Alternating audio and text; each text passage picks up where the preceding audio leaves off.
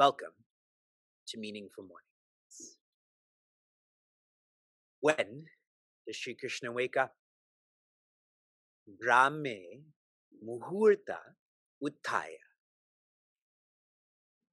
Between 3 a.m. and 6 a.m.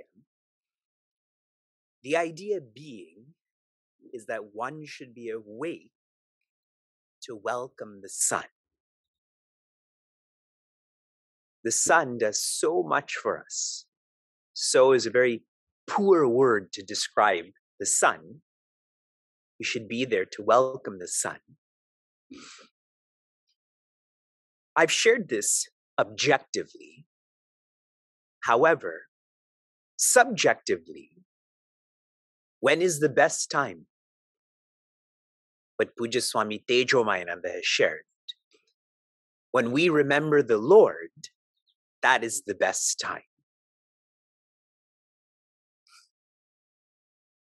Meaningful Mornings is a workshop that helps us objectively to wake up before 6 a.m. and subjectively to remember our Lord. Sometimes we call our Lord Infinity. Sometimes we call our Lord Bhagwan. This is the best time. Have you all seen movies where someone who's financially less well off is looking inside a store where there's an elegant jacket or an advanced gadget? Have you seen such movies? You're all thinking, what movies? That's us. I want you to visualize that verse 23 is what's inside of that store. This is what we should want and need in our lives. Gata sangasya muktasya. If you reflect on that which is changing, it doesn't make sense to depend on that. The more an entity changes, the more casual our relationship should be with that entity. Then we will feel free. Jnana vastita chetasaha. In our practice, all of our practices, no, or at least less, complaining, blaming, annotating, so that we too are avastita, established. Yajnaya charata karma. Our acharataha, our lifestyle should be for yajna. In our Upanishad, a teaching, yajno ve Vishnu. Yajna, or dedication, is God, is divine. So our lifestyle should be the same way. Samagram praviliyate. All of one's actions are dissolved, which means desires are dissolved. Forgetfulness is dissolved. For those who have more of a technical perspective, samagram praviliyate means all sanchita karma is dissolved, which means prarabdha karma, agami karma, all of that is going to be dissolved too. In other words, one is completely free. Isn't that a lovely window to look in? For us to feel the same way.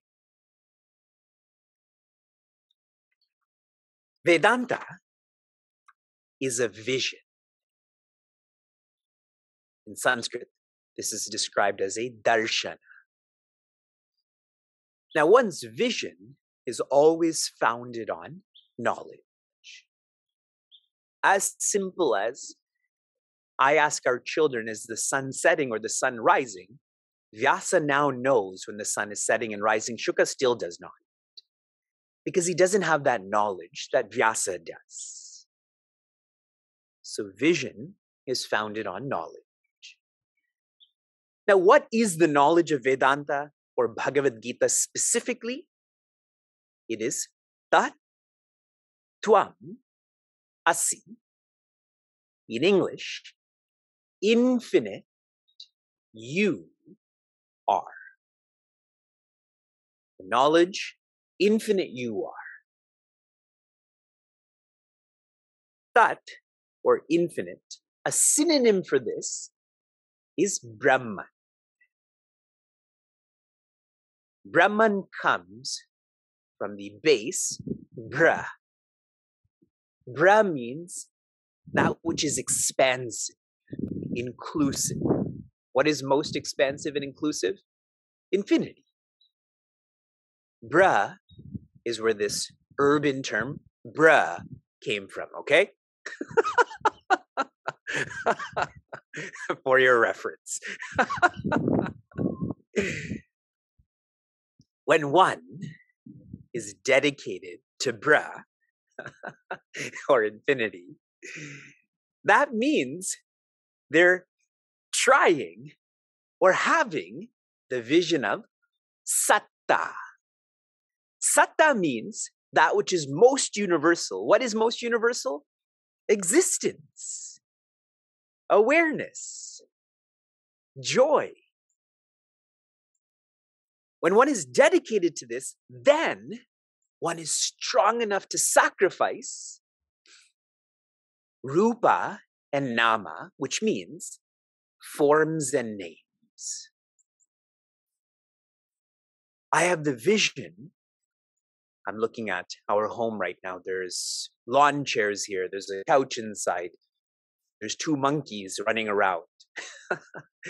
So I have the vision that all of this is ours. It's yours too, but in this reference, it is ours, even though by perception, this is different, that is different, and that is different. One sacrifices forms and names. Whenever we think of yajnas, we think of a very controlled environment. Typically, you're at a mandir, there's a pujari there, there's havihi, which means materials, there's agni, which means fire, and you have no relationship with that. You've essentially paid someone to facilitate this, or you're there because food is afterwards. Very controlled, which is why we can't relate to it. And Sri Krishna, the master teacher, is taking yajna offline. In other words, to the car, to the bathroom, to the bedroom, to the office, to the school, to the grocery store, to online, from offline to online. And this is most empowering. Most empowering because this means we can practice in any environment, in every environment, even a war where Prince Arjuna finds himself. In every yajna, there are 4 components. The offerer, the offering, the offered, that's in brackets 2, and why. The offerer is the ego. It is not the spirit. The spirit doesn't have to evolve. The ego has to evolve. The offering and offered will keep on changing. Today I will try to orient you towards that. And the why. The why finally should be presence. Another word for presence, Brahman. Another word for Brahman, infinity. Another word for infinity, Tat. Another word for Tat, you. But we have to build up to that understanding. So the purpose should be purity. The why, instead of presence, because we can't tune into that right now, there should be a purpose, and that purpose is purity or evolution, to feel more expansive. Please remember, If your purpose is purity, what will be included in that? Persons. The more you evolve, in other words, the more cheerful you become, won't you help those around you more? Too many of us were dedicated to a person. In Srimad Bhagavatam, those who only live for their family are rajasic. The karma they're engaged in is aggressive. Have higher expectations of yourself. Verse 24, we revisit. Brahmarpanam brahmahavihi brahmagnau brahmanahutam brahmevatena gandavyam brahmakarma samadhina. Brahma arpanam brahmahavihi. The offering is infinite. Brahmagnau, the offered is infinite. Brahmanahutam, the offerer is infinite.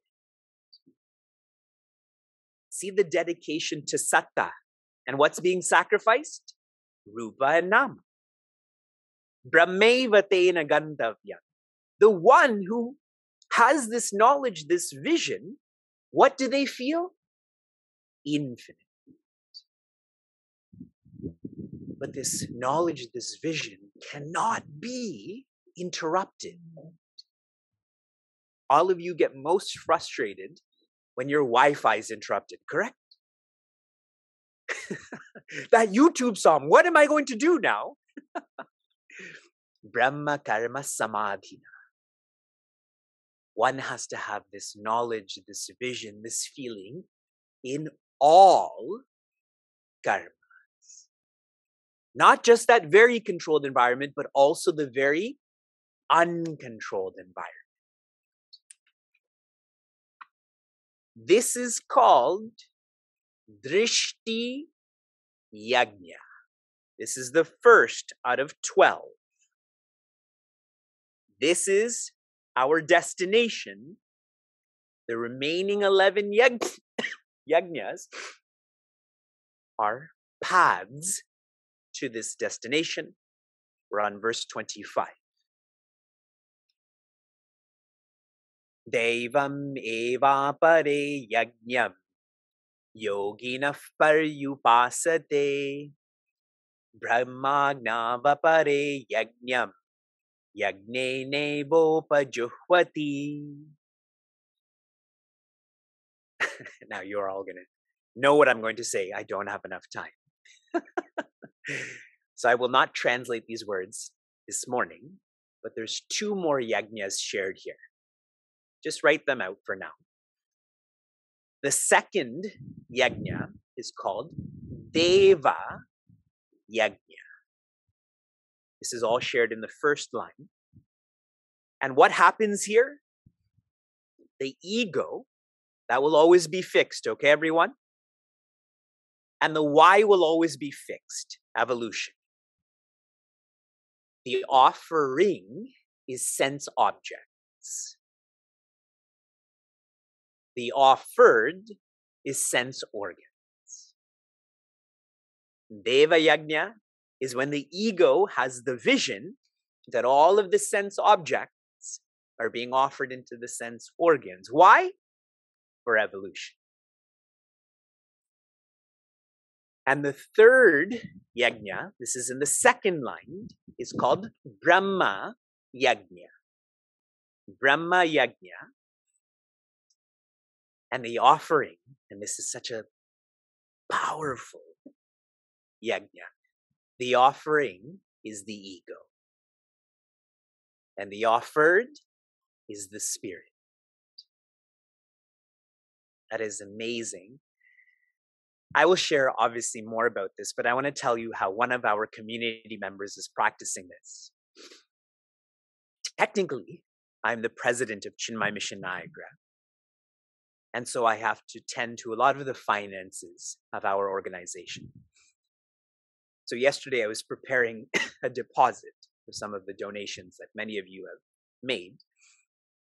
And I was looking at one of the checks that was offered by one of our community members. He's here right now with his wife. And on his check, it says, Dr. So-and-so, but he crossed it out. He crossed out doctor, because what relevance does that have to who he is, to our relationship? See how he's offering ego into spirit. What does the ego focus on? Not differences, but divisions. This is who I am, and that's who you are.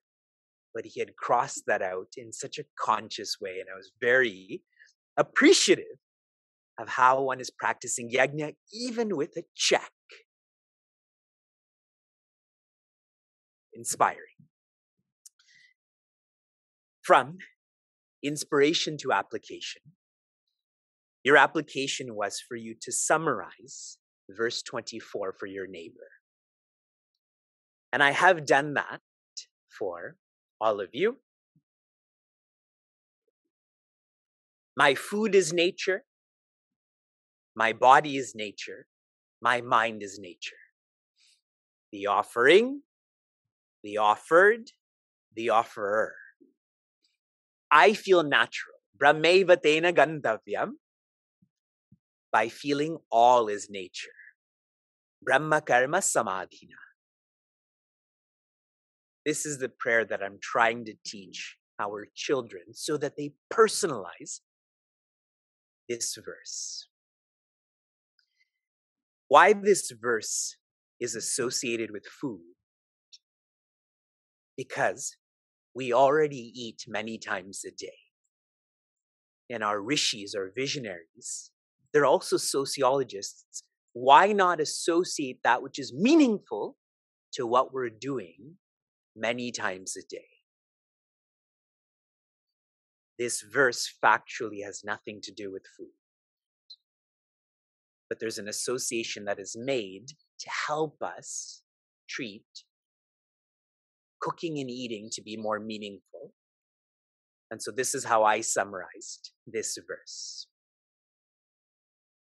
Now keep on expanding. Sense objects, sense organs, ego, spirit. Here is your application for this morning. Every time you eat, I want you to chant this summary. I want you to think it. I want you to say it. I want you to write it. This summary is in the chat. This will be shared on our website also. Shanti, Shanti, Shantihi. Be safe, be sound, be serene, be happiness.